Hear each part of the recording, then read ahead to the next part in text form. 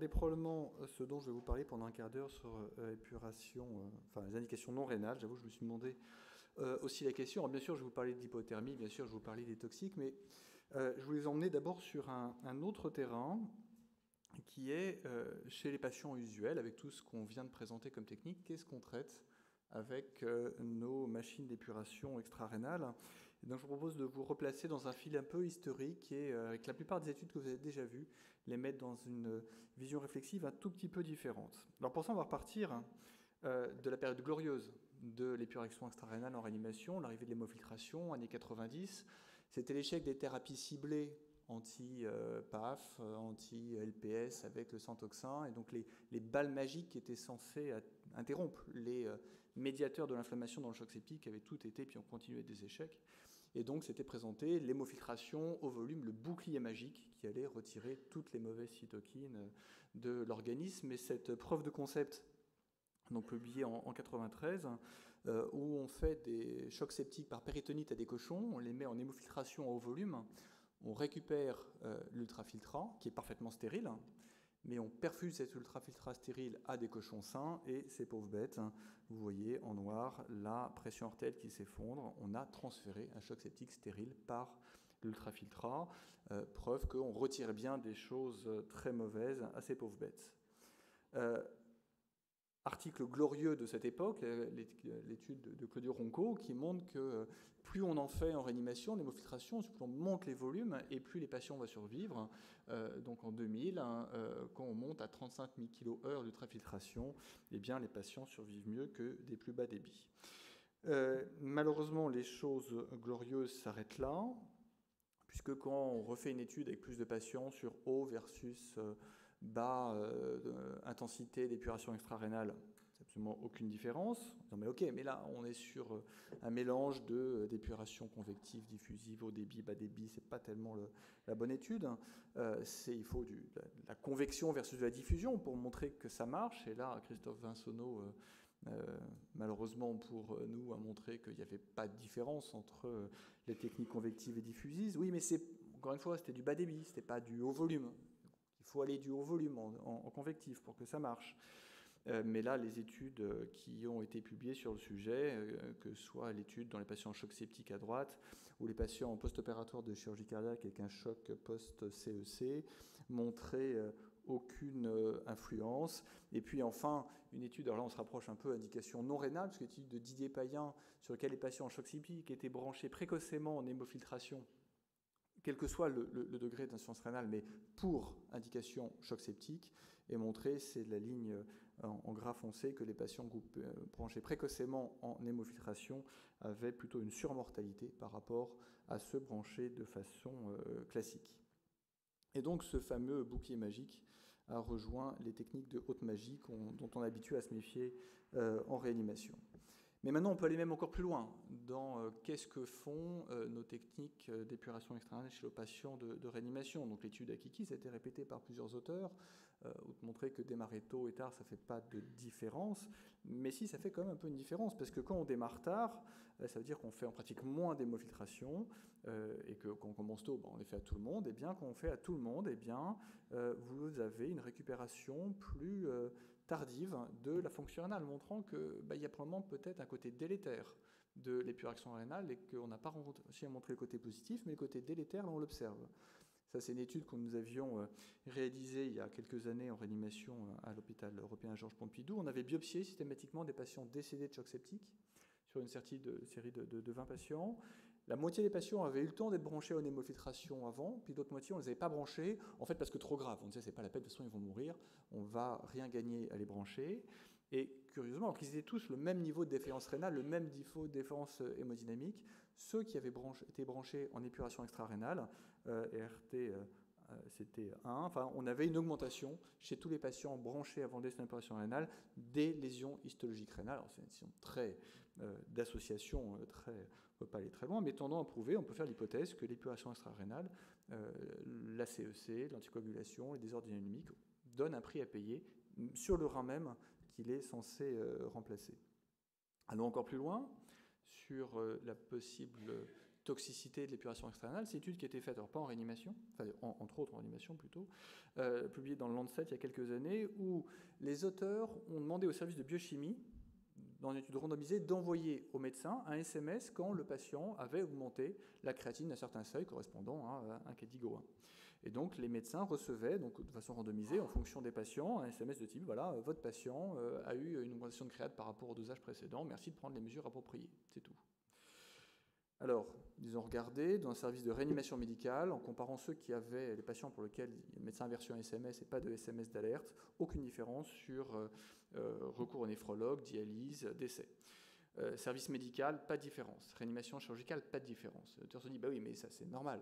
C'est des services sur lesquels le concept de créatinine, ils connaissent déjà, l'insuffisance rénale, ils connaissent déjà. Voilà, ils ne vont rien changer à leur pratique.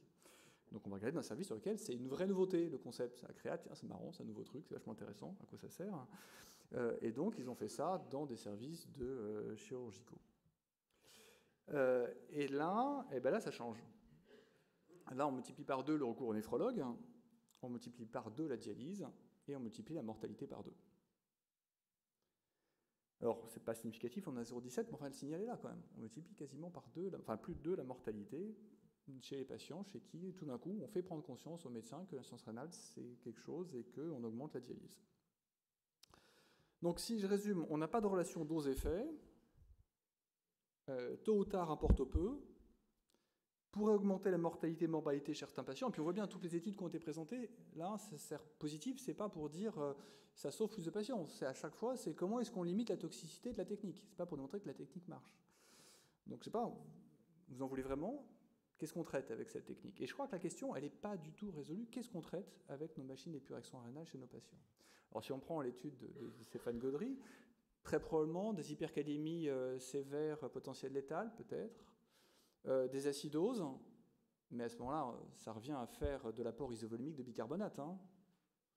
De la surcharge, ok, peut-être. Alors, c'était urée supérieure à 40, mais là, la réflexion est même de faire un Akiki 2 en allant encore plus loin, faire urée au-dessus de 50, mais même été proposé de ne pas prendre en compte le critère de l'urée, c'est encore un peu difficile à accepter, donc l'étude ne va pas être conduite sur ce plan-là. Peut-être le contrôle thermique, si je demande aux modérateurs, aux experts, voilà, pour leur avis, qu'est-ce qu'on traite avec l'épuration extra en réanimation? Une étude prudente des modérateurs qui ne veulent pas répondre tout de suite. Alors, voilà, je vais quand même répondre sur d'autres aspects.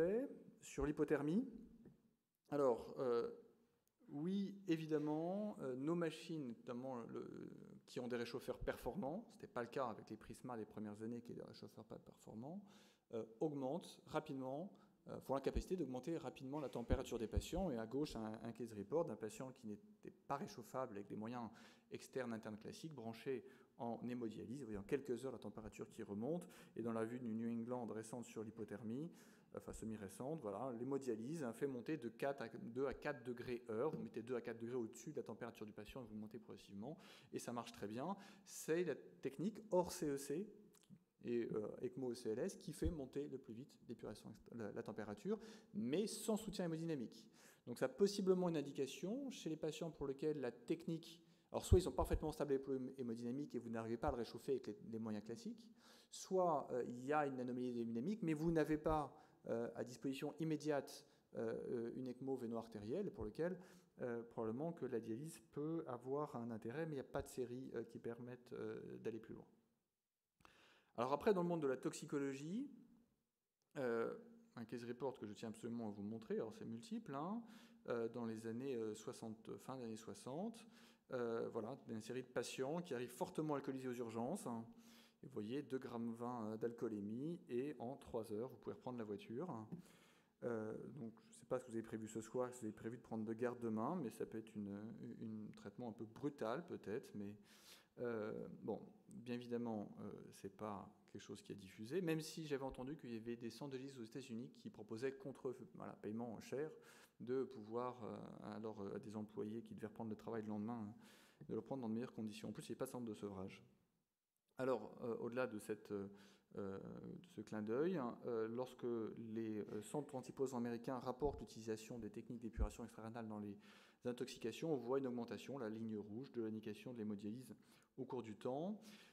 Il y a un groupe de travail qui s'appelle EXTRIP, qui s'est réunie depuis plusieurs années. Vous avez le site web qui est marqué là, je vous invite à aller voir, c'est extrêmement bien fait, avec des toxicologues, avec des cliniciens, des biologistes, hein, pour réfléchir à dans quelle drogue l'indication d'épuration extra-rénale est pertinente. Vous avez là tous les médicaments pour lesquels ils ont publié un rapport, donc il y a un article pour chacun de ces médicaments. Le concept est que si vous avez un médicament qui a une potentialité d'intoxication grave, qui n'a pas d'antidote, parce qu'il y a un antidote, vous allez mettre l'antidote, c'est pas la peine de faire la dialyse.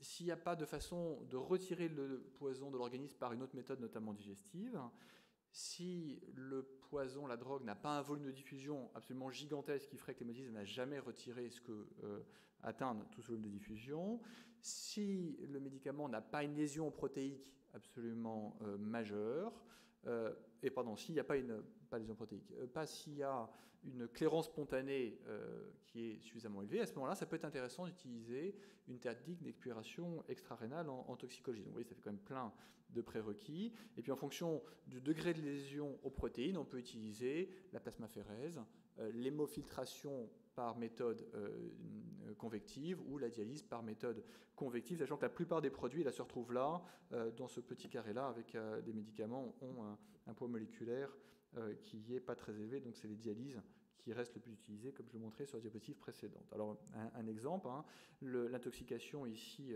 au méthanol. Donc, le méthanol en lui-même n'est pas extrêmement toxique. Il est métabolisé par l'alcool déshydrogénase en formaldéhyde, qui lui est extrêmement toxique, puis en aldéhyde déshydrogénase en acide formique, qui est extrêmement toxique, avec des problèmes neurologiques, des hémorragies cérébrales, une acidose, une névrite optique rétrobulbaire. Donc vous allez avoir une clairance spontanée du méthanol qui est assez lente, mais vous pouvez bloquer cette enzyme avec le fomépizole. Donc c'est très bien, vous n'avez plus les produits toxiques, mais vous avez toujours des concentrations de méthanol très élevées qui vont rester puisqu'il n'est plus métabolisé. Et donc la proposition, c'est d'associer les deux, le fomépizole pour bloquer l'enzyme, mais à ce moment-là, vous avez une demi-vie d'élimination de méthanol qui va rester, qui va vous dire que pour éliminer votre méthanol, il va falloir 211 heures, donc faire des doses répétées longues de fomépizole, ou alors vous faites fomépizole, vous bloquez, et vous rajoutez la dialyse, et en 9 heures, vous rejetez tout le méthanol, et donc vous avez une injection de fomépizole, et ensuite le patient peut rapidement sortir après dialyse. Alors voilà, ça donne ça, ces recommandations de ce groupe EXTRIP, qui définit en fonction de la gravité, en fonction des taux, alors ça dépend de chaque produit. Est-ce qu'il y a une indication qui est recommandée ou proposée? Ça c'est pour le méthanol. Donc au total, il recommande pour barbiturique, lithium, méthanol, metformine, salicylé, thallium, théophylline, valproate, avec chaque fois des indications qui sont très précises. Je ne vais pas les détailler ici, ce serait laborieux. Je vous laisse voir en détail ce qui vous intéresse. Sachant que ça va tourner autour de 3 concepts pour l'épuration des toxiques. Il faut que le produit soit symptomatique, sinon ce n'est pas la peine. Il faut qu'il y ait des taux élevés dans le sang. S'il n'y a pas de taux élevés dans le sang, votre épuration ne va rien retirer. Il faut qu'il y ait une défaillance rénale. Si le patient a un rein normal, il y a très peu de chances pour que l'épuration extra-rénale puisse apporter. Alors, quelques toxiques sur lesquels ça peut être contesté, ça peut être ajouté, notamment le valproate, pour un intérêt à dialyser, même à fonction rénale normale. Et puis, je vous ai mis la liste des médicaments les plus fréquents chez nous, pour que vous ayez un peu l'idée un peu ciblée, pour lequel, garder les choses de façon un peu nette sur les médicaments que vous pouvez rencontrer et sur lesquels la question de la dialyse va franchement se poser. Et à chaque fois, je vous conseille d'avoir une interaction avec le centre antipoison, mais souvent le défaut que le centre antipoison, il n'y a pas forcément des médecins qui ont l'expérience de l'épuration extra-rénale et qui vont avoir tendance à recommander l'épuration extra-rénale parce que pharmacologiquement c'est logique, mais sauf que ils ne savent pas qu'on tue un patient en mettant un cathé, avec l'anticoagulation, avec une situation extracorporelle. Donc au total de ma présentation, juste cette diapositive-là, en fait on ne sait pas tellement ce qu'on traite avec l'épuration extra-rénale. Je ne veux surtout pas dire qu'il ne faut pas en faire. Il y a bien évidemment des patients qui en ont absolument besoin, mais on n'a pas encore suffisamment approché, délimité ces patients. C'est en cours et les études récentes type Akiki sont majeures pour ça, et probablement qu'il faut continuer à aller plus loin et soigneusement peser l'avantage et risque avec une technique qui a très manifestement des risques. Manifestement, vous avez vu, on tue des patients avec ces techniques quand on les faites à quelqu'un qui n'en a pas besoin. Voilà, je vous remercie de votre attention.